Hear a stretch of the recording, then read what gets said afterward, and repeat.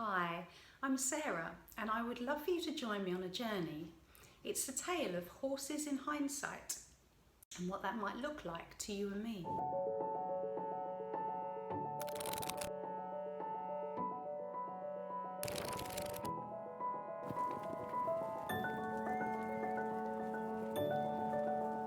Twas a horse world of a different colour when horses were kept inside. It was back before we understood what they had been denied. You see, the first people built stables so their equines were confined. It wasn't out of lack of love, but lack of resources and time. Back then, the horses worked the land, took man from A to B, so walls went up to house them, and these herd creatures became solitary.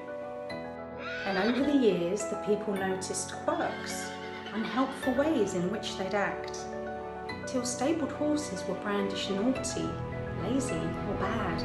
It was a fact. And the children grew up thinking that using force was okay. It only dawned on them later that there could be a better way. And so into the frame came horse whisperers and gurus with their own style. Each did their best to fix the quirks, but something was missed all the while. These horsemen had special sticks, dangly ropes and magic tricks, and with them some of the quirks were fixed, yet underlying, things were amiss.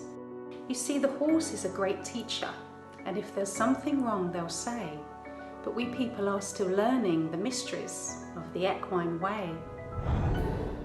But then, in 2020, a new virus came our way.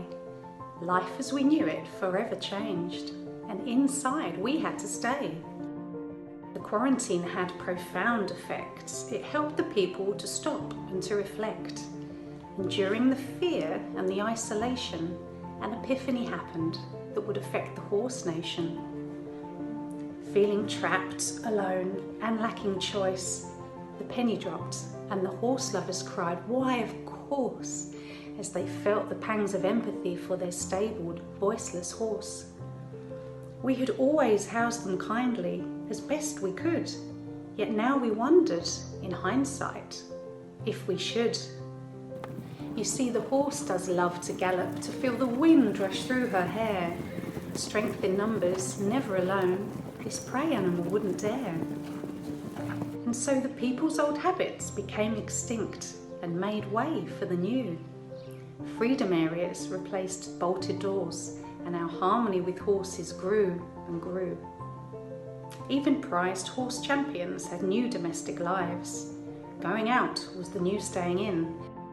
The people had realised, and the children grew up learning of stable vices in history books, of how we mistook their meaning and how these used to look. Behaviourists had less employment, but in their hearts they did rejoice, for they had done their job and in a very small way had helped the horse to find its voice. But change is hard for humankind.